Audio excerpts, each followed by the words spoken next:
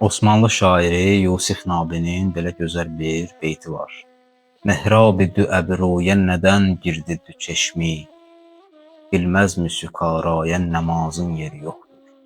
Yəni, yarın iki gözü niyə onun iki qaşının mehrabına girdi?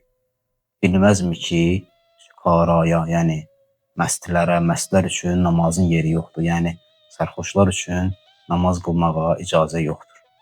Qaşı, yarın qaşların deməli mehraba bənzədir şəklinə görə. Çünki yarın qaşları da əyridir.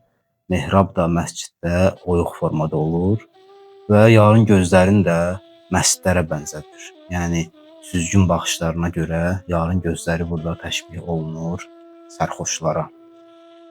Eyni zamanda şair burada iqtibas sənətindən, məharətindən istifadə eləyir.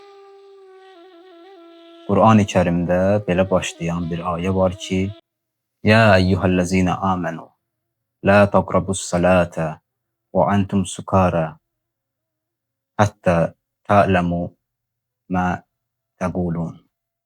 Yəni ey iman edənlər, məst halda namaza yaxınlaşmayın. O vaxta qədər ki, öz dediyinizi biləsiniz. Və gördüyümüz kimi beytdəki sukara kəlməsi həmin ayədən olduğu kimi götürülüb. Həmçinin süzgün gözlərin mehrab kimi qaşlara yaxın yerləşməsini şair burada məstlərin namaz üçün mehraba yaxınlaşması kimi təqdim edir.